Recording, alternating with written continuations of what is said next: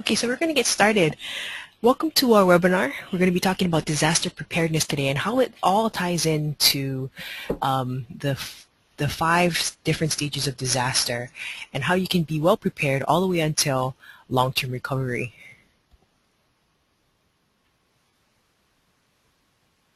Go ahead, Sandra. You can advance. So if you haven't already, please follow us on Facebook. Our Facebook page has information on any updates that we have all around the country and also any webinars that we have that are coming up. Our next webinar is going to be on September 10th, and it will be discussing health and safety in disaster recovery. So I'll make another announcement on the details on that after the webinar. But please do follow us on Facebook. There's a lot of information there that you can find beneficial.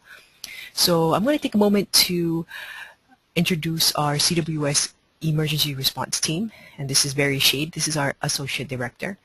He can be reached. This is his contact information. He lives in Kansas, and he oversees our emergency response program and gets the word out to faith denominations across the country as well as the national VOADs across the country.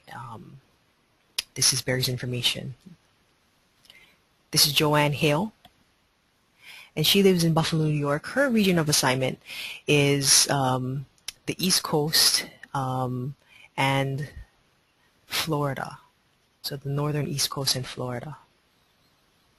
This is Susanna Gilmore, and her region of assignment is much of the central states. And her the regional map with everyone's states will be included after I introduce all of us. This is Sandra, and she'll be presenting today. She lives in Mobile, Alabama, and she will be representing the red states that you will see on the map shortly. So my states are in gold, Suzanne in blue, Sandra's in red, as I mentioned, and here is Joanne's in green.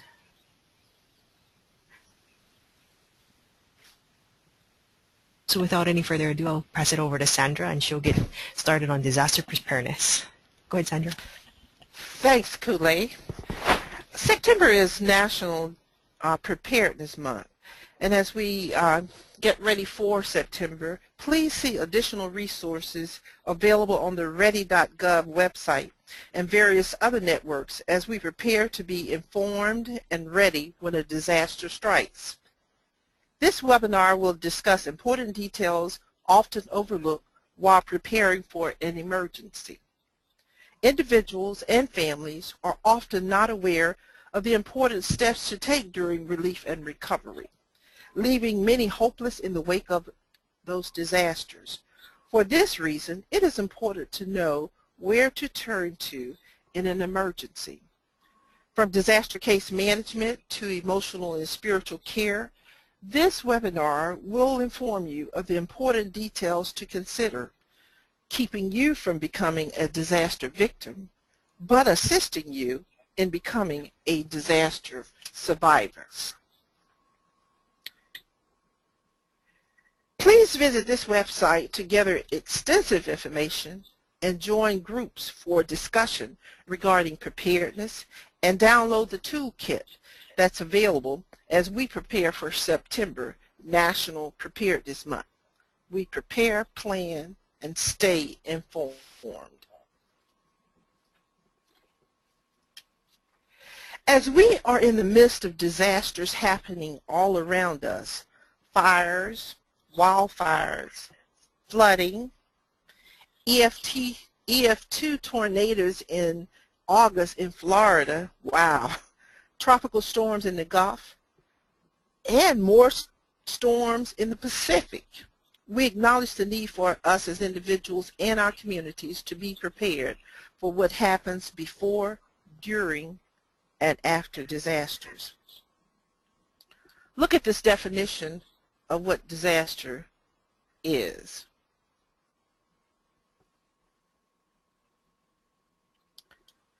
Certainly we want to refer to the natural or man-made disasters like the fires, the tornadoes, the hurricanes, the chemical spills, and so forth. And really, we're not talking about your own personal disasters that happen in our everyday lives, like when our washing machine breaks and we have 5 loads of clothes waiting. That's our personal disaster. So we want to spend time today talking about those natural and man-made disasters. And yes, we're even this time preparing for terror attacks internationally. As an example of what type of disaster we plan for, on the Gulf Coast where I live, we plan for hurricanes 6 months out of the year. But we are subject to experience tornadoes like we did Christmas Day this past year. We may also experience other hazards like flooding and other technological disasters. In addition, other parts of the country plan for tsunamis, earthquakes, wildfires, snowstorms, a superstorm Sandy, chemical explosions, and the list goes on. As we identify what to do before and after disaster happens, I will start briefly by reviewing the stages of a disaster with you. In phase 1 at the top of this diagram is the warning and the anticipation phase. This phase begins with the first indicators that a disaster is going to occur. It continues through the period of time when the actual disaster occurs or the danger is over and the warning is called off. Preparedness activities are happening at this time, maybe not as active as in the second phase. And remember, there are some disasters that occur without a warning. Phase 2 is when the disaster physically hits the community. Rescue work is underway. Police and other authority figures are sought out for guidance and help. There will be search and rescue going on at this time. Agencies such as the Red Cross and others open shelters to house and feed survivors. And in phase 3, now that the emergency has immediately passed, unsolicited volunteers who are eager to help begin to arrive on the scene. Assessments of property damage and loss are initiated. Agencies and organizations begin to communicate with one another, and situation reports are issued. Initial meetings may be organized to share information. And then in the fourth phase, the community tends to its medical and survival needs. Those displaced by the disaster seek temporary housing. And the goal is to provide disaster survivors with safe, sanitary, and secure and functional housing. As we move into the fifth phase, rescue and relief continues while the community is coming together to help one another. For example, food, clothing, and emergency medical care are being distributed to those in need. Donations will be delivered to the most visible relief agencies. People will be desperately trying either to gain access to or leave the damaged area. In the absence of facts, exaggerations about loss of life may abound. People motivated by greed will find ways to exploit vulnerable people. Looting take place, and yes, those are just facts after a disaster happens. In the sixth and final phase, long-term reconstruction takes place. Rebuilding of the infrastructure is underway. Mental health and spiritual care are offered for survivors and relief workers. There's a gradual adjustment for those impacted by the disaster. Local and regional organizations work together throughout the rebuild process. Nonprofit agencies, community organizations, faith-based organizations, and ministerial alliances will organize and collaborate. Faith-based disaster response agencies advocate for vulnerable populations, especially with regard to social justice and those development concerns. These are the phases of disaster, and in most cases, each phase is not clear and distinct. Many will overlap throughout the process.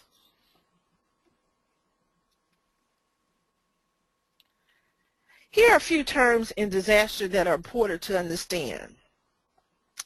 We've already defined disaster. We look at an emergency as a sudden, generally unexpected occurrence or set of circumstances that demand immediate attention. Hazards are human or natural events or force that represents a threat to vulnerable people. We talk about vulnerability, the measure of cultural, social, economic, and environmental factors and unsafe conditions that put people at risk of a disaster, and we'll show you a few of those in a few minutes. Natural disasters, we speak of them as being largely involving geological and climate hazards. Breezy Point, New Jersey, after the fire during Superstorm Sandy is an example. Technology caused man-made disasters. Those are the ones that are caused by the application or the misapplication of human technology. Mitigation. Mitigation are those activities that are initiated in the plans that will make the disaster less harsh, severe, or violent for the community. And then we speak of resiliency as promoting and activating plans that will increase the families and the community's ability to recover quickly from these disasters. And then finally, we look at emergency management as a comprehensive emergency disaster management system that requires the cooperative efforts of individuals, the private sector, government at all levels, community-based organizations, and faith-based organizations.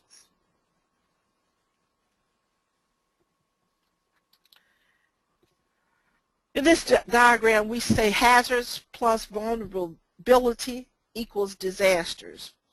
And so therefore we say the intersection of these things, hazards, and people in harm's way makes a disaster. However, we realize that a floodplain without people, even though we think of floods and being disasters, but a floodplain without people or animals or property, without animals or property would not experience a disaster because there is no threat to life.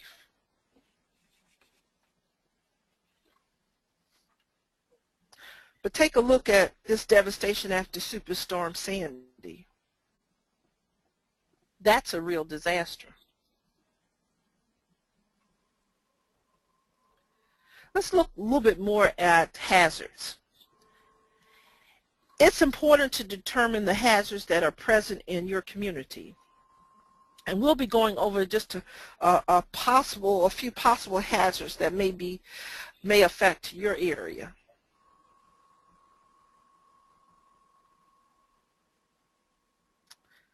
There can be dangerous locations in your area that may be subject to a disaster. Some examples are floodplains.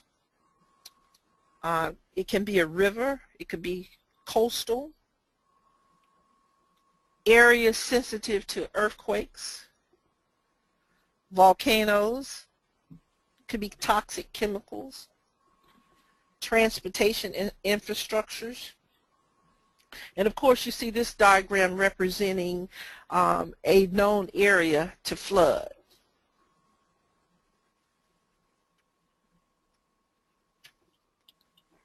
People can live in those kind of circumstances that are not safe, those buildings that are not safe. For example, an old home that may not be up to code or a mobile home. Those would be considered vulnerable to disasters, or those without access to shelters, or those who do not know the routes of evacuation, and that could place them in a hazardous way.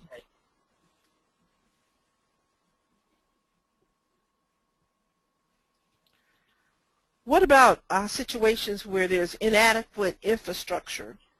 And that could be a major threat if not addressed properly. A tiny leak in a roof can become a hazard in heavy storms. And another example might be electrical wiring that is exposed to the elements. The buildings that you live in is a good place to start determining if there are any potential hazards for you and your family.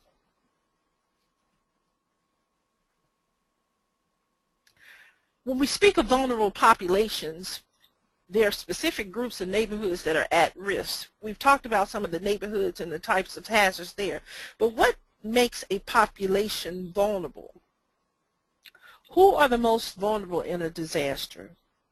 Those living in conditions we just mentioned, substandard housing, floodplains, that can make a population vulnerable. Those whose homes are not being maintained well because other factors that make them vulnerable, including their economic status, low income, their health status, their age, especially as we talk about the elderly, their disabilities, whether they're physical or mental disabilities, their lack of communication skills, the lack of adequate communication vehicles, their isolation from the main infrastructure. Those are some of the key factors that could put a population at risk or become vulnerable. There may be specific groups of persons that you know of that are at risk.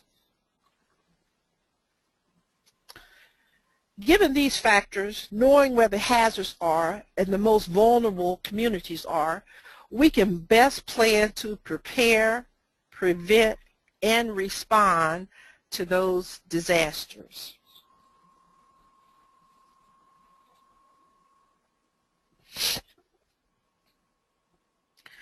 How do you determine what is the best plan for you, your family, and your community to prepare for? There are several factors to consider. You might want to consider what hazards or you should consider what hazards are you most vulnerable for.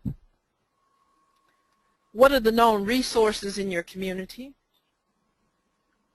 What is the size and scope of the disaster? What types of declarations did the disaster receive, if any, including before the impact? If present resources are not adequate and additional resources will be needed, who will be the donors or the big donors in town? Who will actually respond?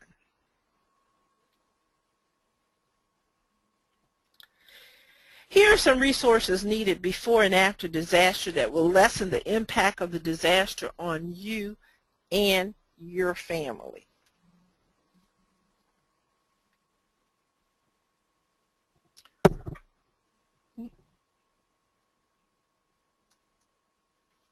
Let's look at personal preparedness. The American Red Cross, which is found in or near all of our local communities, developed and promotes a comprehensive personal and family preparedness plan. You can find a complete plan at their website listed on this slide, which is www.redcross.org/locations/home=family. We must remind you that in preparing for you and your family, we encourage each one to have supplies already positioned in your home to last for 72 hours after an impact, so that you will be able to sustain yourselves before external help can get to you. This certainly would be necessary if you were cut off by land, sea, or air. Remember to pack all of those items that you need to sustain life.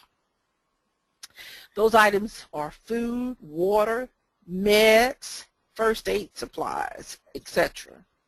You might also want to take small items for children's entertainment if you have children. Take your fully charged cell phones, iPads, or other communication gadgets, which may or may not be able to be used depending on the communication channels and the electricity. Please include other items that may be of a necessity for you, especially any items that you can grab and go with quickly, like your medical aids, such as braces for either your back or your legs. You know what to do. You know what you need. So pack it. As we prepare for disaster, we certainly want to include a plan for what we're going to do with our wonderful friends and family, the pets. Know what shelters are pet friendly or not. What plans have the local emergency planning committee made for pets? You might ask family members who have not been affected or will not be affected by the disaster to pet sit for you. Where pre-planning occurs and shelters are pre-identified, please obtain the information by contacting your emergency operations center or your local emergency management agency.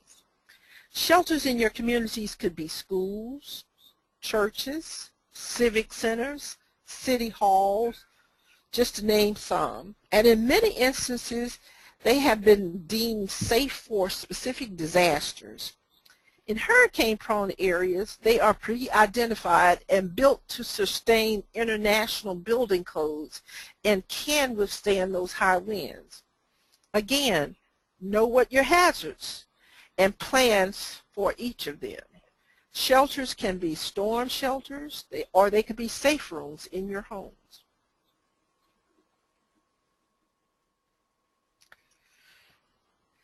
Have handy the local fire department, hospitals, health departments, ambulance service, EMA, the Emergency Management Agency, Red Cross. Photocopy on your phone or otherwise the numbers listed in your local phone directory as emergency contact information. As you gather this information, also prepare your kit to hold pertinent documents of personal identification, deeds to your home, insurance paperwork, whether it's your medical insurance or your homeowners or your fire insurance, your bank records, school records for your children, immunization records, passports, birth certificates, any other items that you can think would be pertinent for you to have after a disaster. Consider making a copy to place in your kit so they will be there just in case you're not able to grab and go with the original documents. Take pictures of any important information you deem necessary and store in your phone. And maybe a backup might be to store on a flash drive or jump drives and place in your kit. Make sure you have the numbers of each family contact and each family members have shared their numbers with you. Family members should decide on a meeting place if families are displaced from their residence, or establish a central family contact for all members to call in to so that you can maintain that line of communication. If all else fails, the Red Cross and other organizations may connect family members through a 1-800 number or through emails, etc.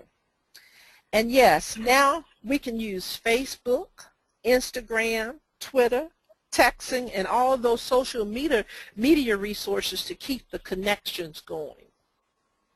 Please jot down your local emergency management agency number and the FEMA number. Please review as much as you can any information you can find on various websites regarding disaster preparedness. Make contact with local entities and stay tuned to local information given before and during a disaster.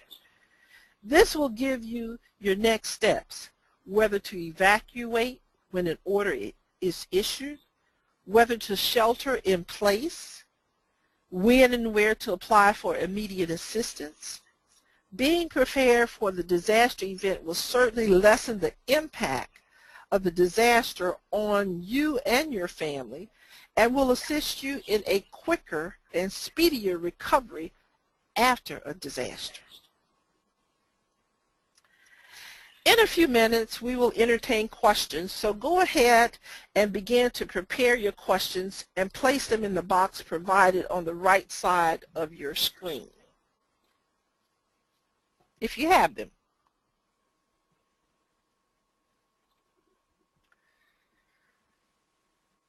At this point, we've been talking about individual and family preparedness.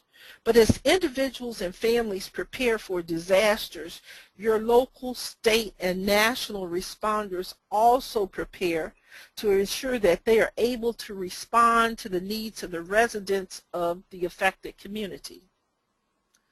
Most communities plan response drills and activities annually. And I'm sure if you look around and listen out in your community, some drills have already taken place, especially as we're now into hurricane season that lasts 6 months. There are chemical drills, there are tornado drills, and the list goes on. Most communities plan some response, as I said, annually, but sometimes quarterly, depending upon the hazards that exist within their region. There may be local, regional, and national conferences being held.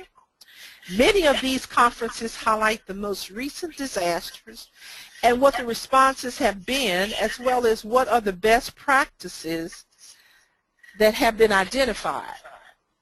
After action reports or hot washes or other means by which a community derives new information for planning and response purposes.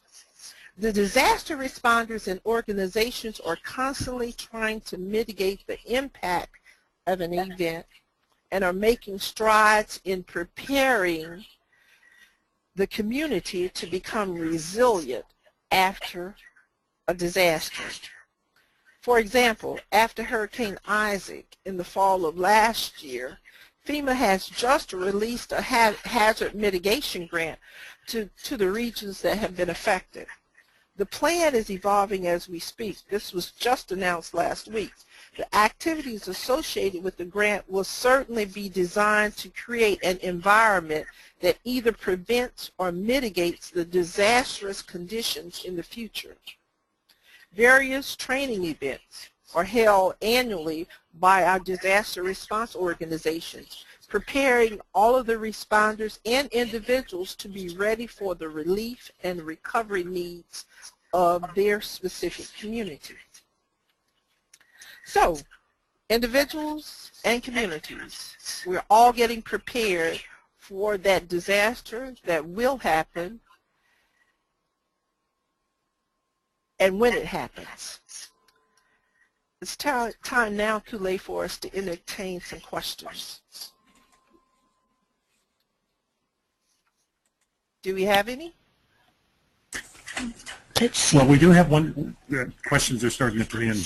We do have one question, and it's a fairly standard question, but it's an important one. When will these slides be available, or are they going to be posted? The slides will be posted to CWS Global, www.cwsglobal.org, within the next 2 days or so.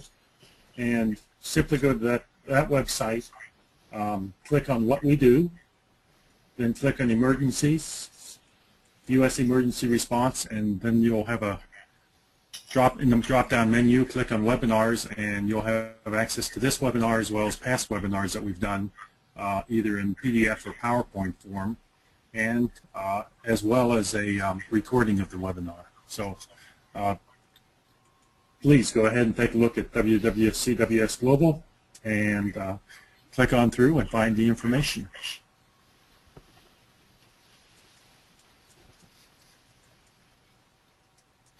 We also have a question. Tell us more about CWS, and it's from Don.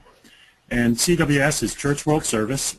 We're a global organization with a primary focus on alleviating hunger and poverty throughout the world. Our specific mission in the United States, however, is domestic disaster response. And what we do there is primarily early in a disaster provide material resources such as cleanup buckets, blankets, CWS hygiene kits, baby care kits, and school kits. As the disaster moves into the recovery phase, we are deeply involved in the process of long-term recovery and helping the communities rebuild through long-term recovery training, as well as grants to long-term recovery committees to help them get started. I might mention that also in the United States, CWS is deeply involved in immigrant resettlement, as well as our Crop Walk program, which you may have heard of, which helps raise funds both for our overseas programs as well as for the local communities where the crop walks are held. Again, take a look at www.cws Global and learn all about us. Another question is, how do you find out when your area will have a hazard planning activity? Keep a watch on social media, and simply Google your community and emergency planning, and that'll probably take you to the emergency office, emergency management office, and they'll talk about, tell you about when planning's available, when training is available. Also, keep in touch with your local churches, and other nonprofit organizations that may be involved in community response in time of disaster. Barry, I know, and I'm sure it's no different in other states, we have LEPC meetings, that's Local Emergency Preparedness Committees, and they are open to the public. So check with your county or city emergency managers or go on their website, and that's a good source to get the information on possible planning meetings. Okay. Thank you, Suzanne. And then the second follow-up on that is how do you get involved with that planning activity? Find out who's in charge and make yourself available. Let them know that you're an interested volunteer. You may also want to get involved with, check with the FEMA website. There's a program called CERT, which will help you be certified to do certain activities in regard to disasters, and you can make yourself more qualified and even more valuable to your community. But as with everything we're talking about today, doing it ahead of time and being prepared is the key thing. Find out what your community needs as far as talents and resources, and then help make yourself available to those agencies that may need you. Another member of the audience just gave us a post that said Medical Reserve Corps is another nationwide organization that that you can get involved in for those of you that have medical training and can contribute in that way, as well as talking to local fire departments, police departments to learn activities that you might be involved in. I do have a question as to whether there is a West Coast warehouse for Church World Service material goods. We have currently 2 warehouses. One is in New Windsor, Maryland, and the other is in Ferncliff, Arkansas. We do not have one in the West Coast, but in times of disaster, we can move goods very, very quickly on short notice and have them to the community that may need them within 48 to 72 hours if the need is great.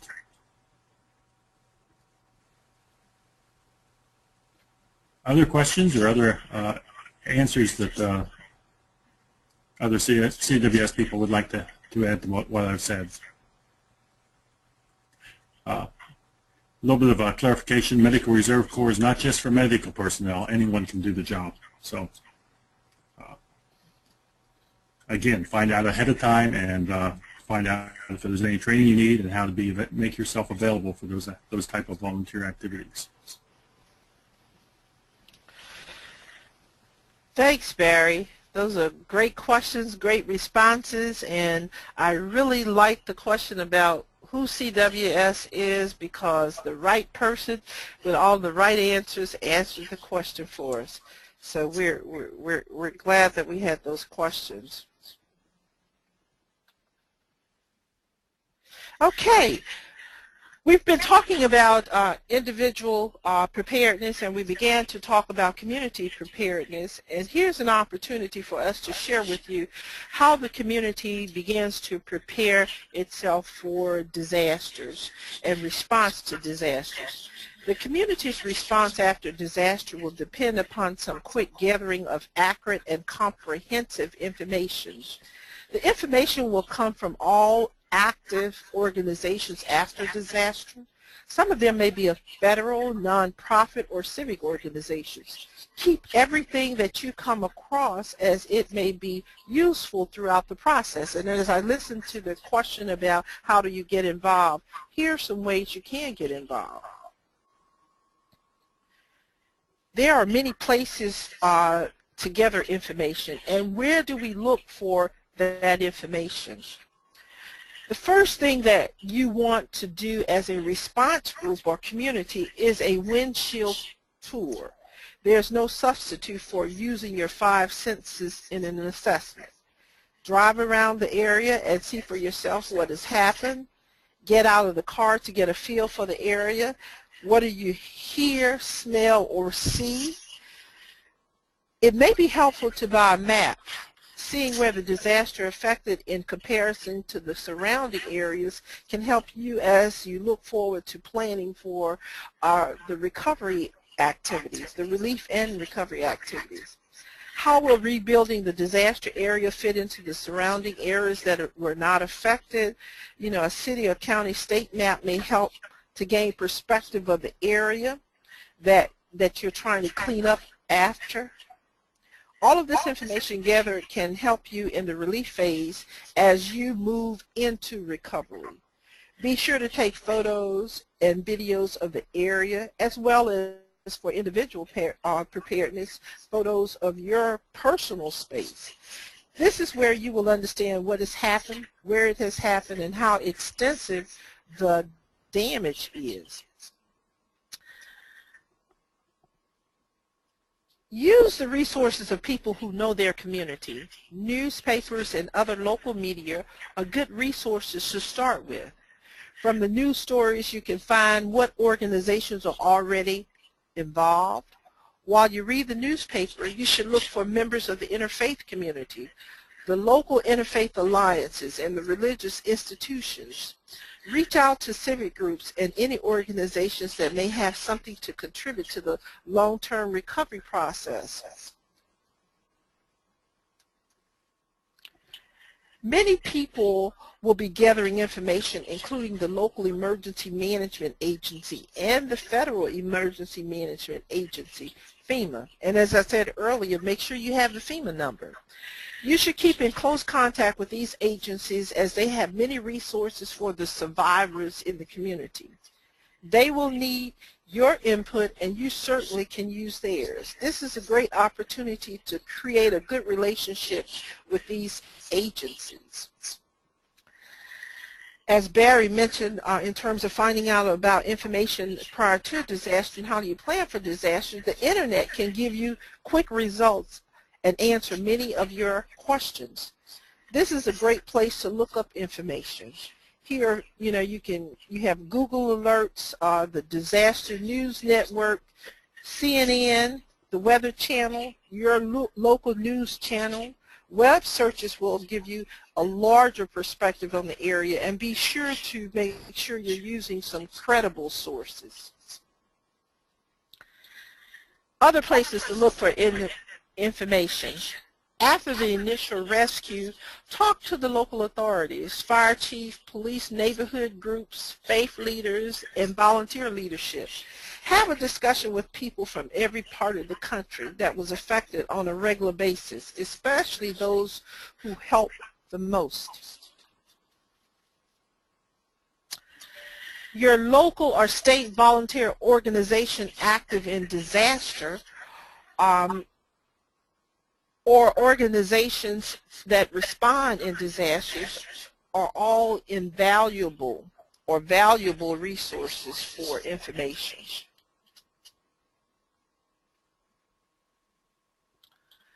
Finally, There will be community gatherings convened by the mayor, the Red Cross, FEMA, county officials, and others. Sometimes these meetings produce a lot of activities, but it provides you with information and communication about what is happening.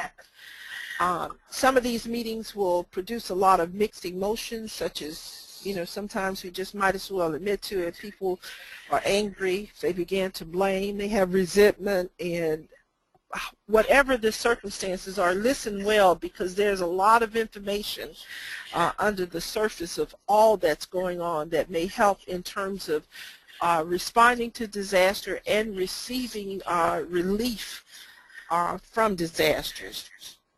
And you might be a little overwhelmed with all of this information at first, but know that the information you receive eventually will be of some source of help to you.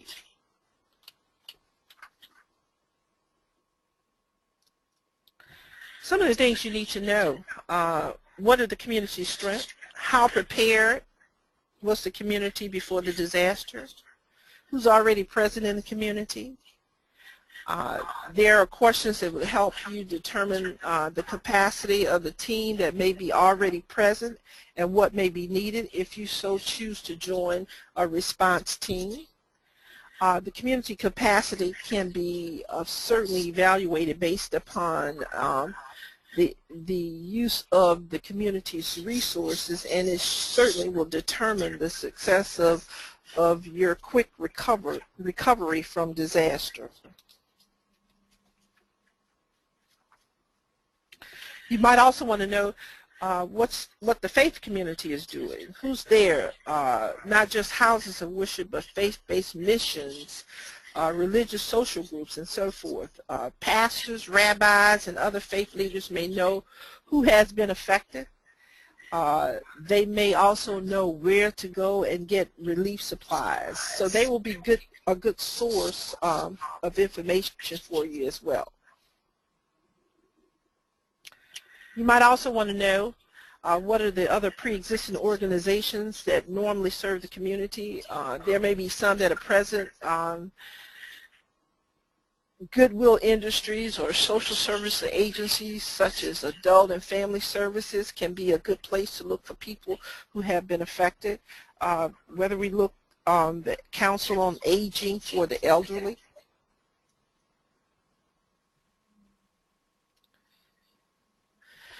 And as we said earlier, be sure to look for those who are most vulnerable. Don't forget to take a look at the homeless shelters, food banks, and other places where vulnerable populations might be. We said all of this to say that the community prepares itself by gathering information from various sources to be able to provide relief to the individuals and families. But we need to know how to sort the information that we have. And based on your own good judgment, you will have to decipher what is most important and work your way down through the least important. Of course, in all of what we get, we want to make sure that we're validating all the information and seek information from multiple sources, as I have shared with you. Throughout the process, you must continue to make sure what you found out about today is still happening on tomorrow. So you want to make sure all your information is updated.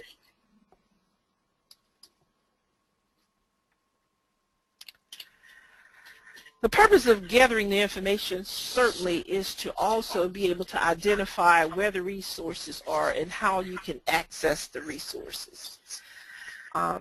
Gathering information from various sources in town, verifying those sources, and keep them handy can assist those early responders in making a good decision on where to target their response activities, including the food, the clothing, the household items, the cleaning buckets, the medical supplies, the baby kits, the urgent temporary repairs, and the bulk distribution items. Other bulk distribution items. Please take note that there may be some barriers to getting what you need to get to the people. Engaging the community in prior planning should minimize the barriers to timely and appropriate relief for those who have been affected by the disaster. In a few minutes, I'll go over some slides that cover both the faith-based groups and some of the national nonprofit organizations who's usually in the community providing relief and recovery following a disaster.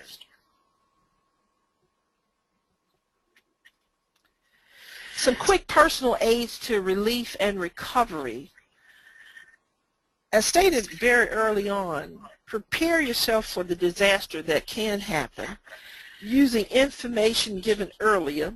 Collect yourself and acknowledge first that the disaster has happened. Using whatever means of communication available, listen out for information on what to do to get assistance. Also, pay close attention to any health and safety information that's shared. Note any information given regarding distribution sites, assistance centers, relief operations carried on by various organizations. Adhere to all the information regarding necessary paperwork and documentation, especially personal identification, and gather the same before proceeding to apply for any type of assistance. If you don't do that, then you will delay assistance being received because you don't have the information that you need. Quickly identify and access the resources of a case management group that can assist you in the process. Normally, the Red Cross may be the first contact for assistance that families can access because of their emergency assistance program. Other organizations like the Catholic Charities, Salvation Army, St. Vincent de Paul, and other organizations might also be quickly accessed. The case manager can be a guide for you and may develop a long-term relationship if and when long-term recovery develops. If needed, various faith-based groups and houses of worship will be available to provide you with the spiritual and emotional support needed to help you cope with the disaster. If declared, contact FEMA right away to access the resources of the federal government and follow their lead to move through their sequence of delivery. Remember, it is your primary responsibility to recover from any disaster, and if needed, other resources will aid you. Therefore, use your personal resources, your own insurance, your savings, your normal income, and other resources you might have. Use those first to meet your needs. Spend your personal resources and any other resources given to you wisely. This hopefully will have you to avoid duplication and or disqualification for assistance benefits.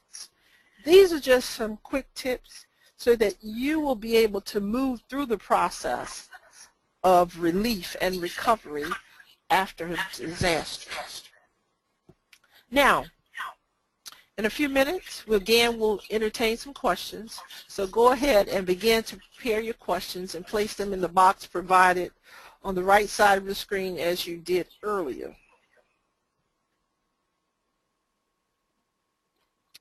I want to share with you our faith community and our partners. These are our faith-based organizations that can help after a disaster. There are a few bullet points under each with a brief summary of what they do.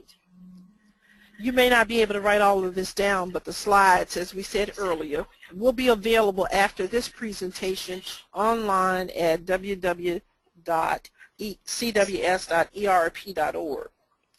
Some of these organizations provide emergency relief after disaster, but may also assist the community as it's getting ready to move into recovery. In coordination with your state volunteer organization active in disaster and your FEMA VAL, that's your voluntary agency liaison, you're invited to the local and regional representatives meetings if held. These organizations might be able to address your unmet needs that FEMA may not be able to assist you with.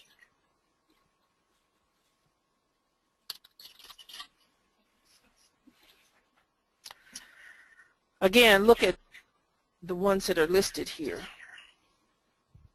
As I said, don't worry about jotting all of it down, but take a quick view, and the slides will be available later.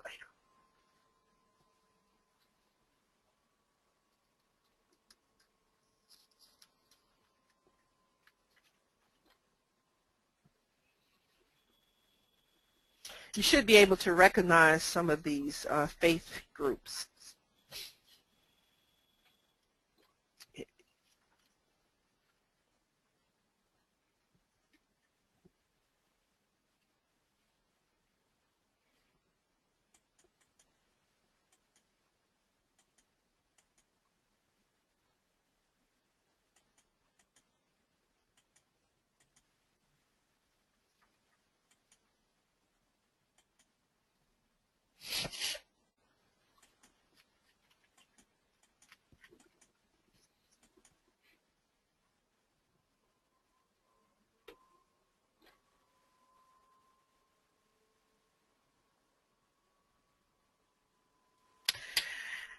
This is a list of our member denominations. This list continues also on the next slide.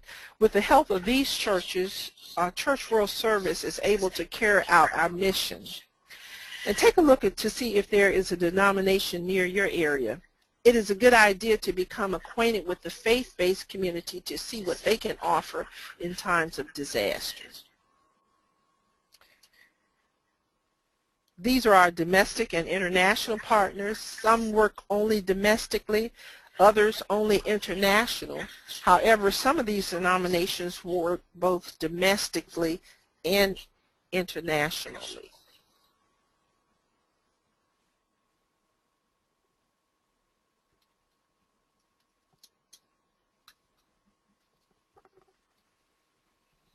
The list continues.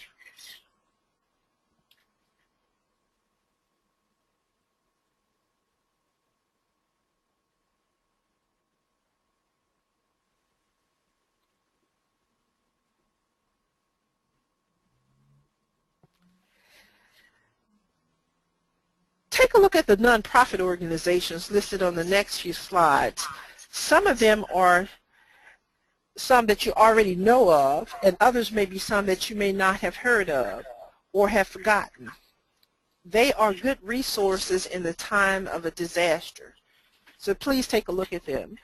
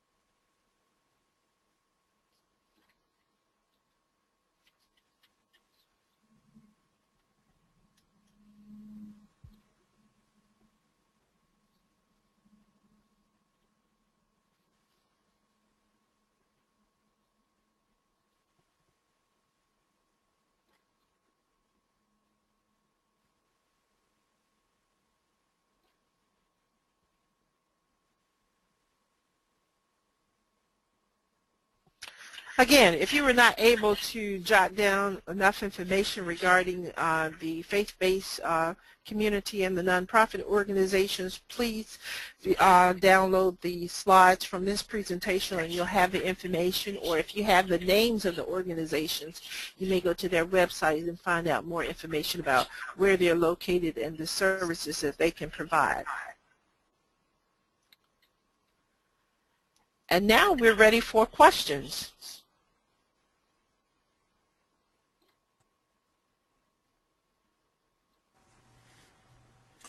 Okay, we do have several questions. First off, I would like to apologize for any technical difficulties we've encountered today. Apparently there's been some echoing, and in some cases it's been a little bit hard to hear.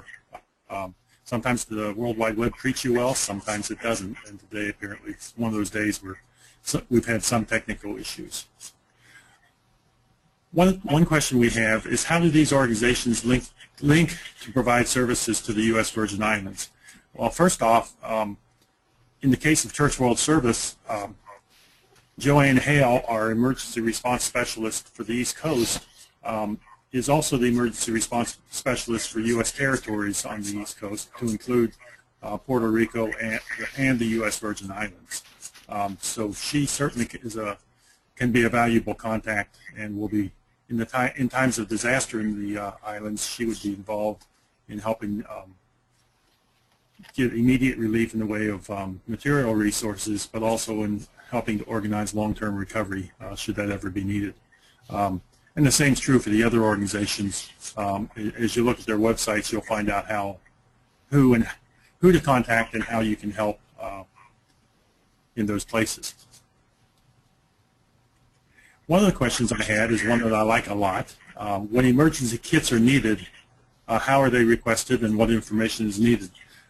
If your state, for example, was involved, or your community was involved, and you needed cleanup resources or other Church World Service kits, you simply contact the Church World Service representative for your area, for your state, and that person tell them about the need, how extensive it is, why it's needed, and how soon the materials are needed, and that specialist will help arrange a shipment as soon as it's humanly possible. And again, the names of the specialists will be listed again at the end of this briefing, and will be available when these slides are posted to the Church World Service website.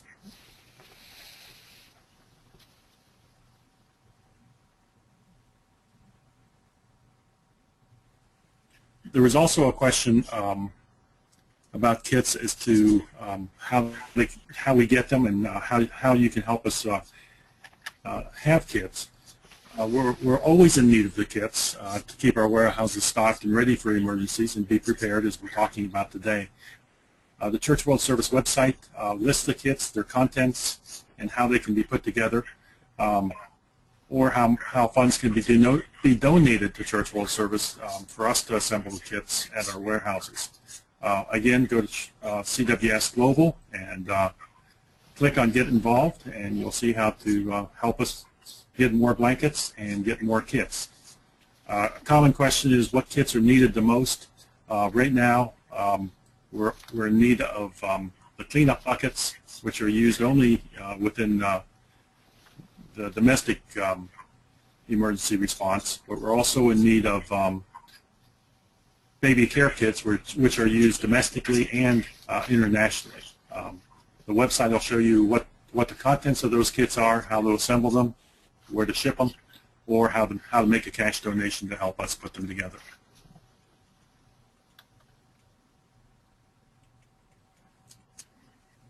Another question is, where and how does CWS interface with local emergency services, and are they a part of the disaster response management team? We interface primarily through the state's VOADs. Anytime a disaster happens in the state's volunteer organization active in disasters will have a conference call, and the many volunteer organizations involved in trying to help that community will be involved in that conference call, and Church World Service will certainly be part of that. We will be working with the Red Cross, Salvation Army, many other charitable organizations, and also with FEMA and State Emergency Management to find out information where our services will be needed, i.e. either material resources early in the disaster or long-term recovery training. And we will also help coordinate that information among the Church World Services member organizations and with our partners that we work with on a regular basis.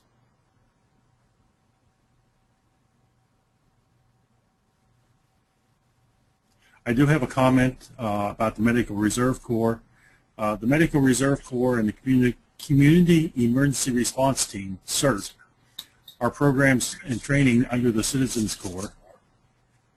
And you can learn about that under the FEMA website or your state emergency management agency websites.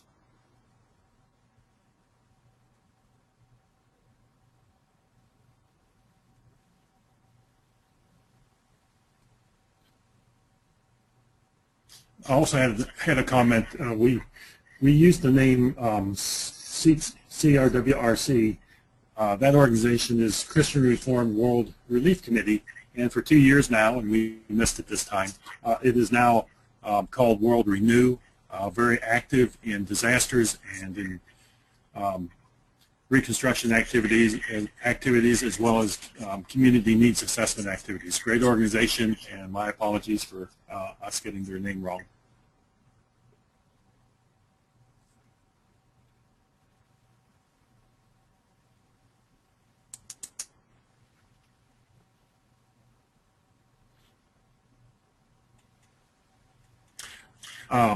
Also had a good point brought up, not so much on the regard to preparedness, but certainly in response to storms. One of the big problems that happens after every disaster is the unsolicited material goods. Many times a disaster will happen, and the second disaster that happens is the truckload after truckload of well-intentioned but often the wrong material goods coming into the community. Things that they can't use, things that they don't need, and things that they simply do not have either resources to source and manage or even places to store.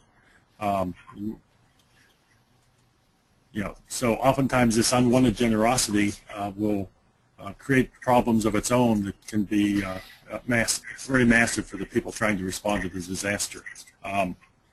Anytime you or your organization are going to give to a disaster, it pays to get with an organization and to contact officials at that disaster site to find out what is needed and when, so that the right things are provided at the right time to best assist the survivors of the disaster. Same is true for unsolicited volunteers. While we all have a great desire to go help clean up after the disaster and help a community, the disaster site just simply may not be able to handle volunteers that come in that they don't know their capabilities. In many cases, there's no place for them to eat, sleep, or actually work yet. So if you're responding to a disaster either with material goods or with volunteer labor, be in touch with the officials at the site, find out what's needed and how you can best help in an organized and planned effort. It'll go a long way to helping the people recover and have a successful return to the new normal.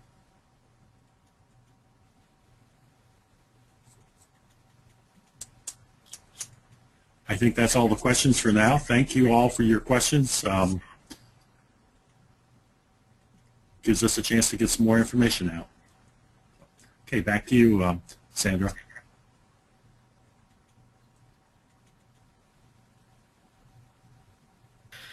Thanks, Barry. As we wrap up our presentation for today, here are a few resources you can refer to for disaster preparedness.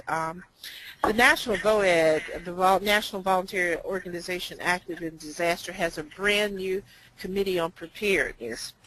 Red Cross has been in the preparedness business for a long time. FEMA, as a part of Homeland Security, seeks to support mitigation activities on behalf of our communities. And there are various other resources accessible for individuals, families, and communities to reach out to for preparedness activities. So visit those various websites. And we say as we close our presentation today,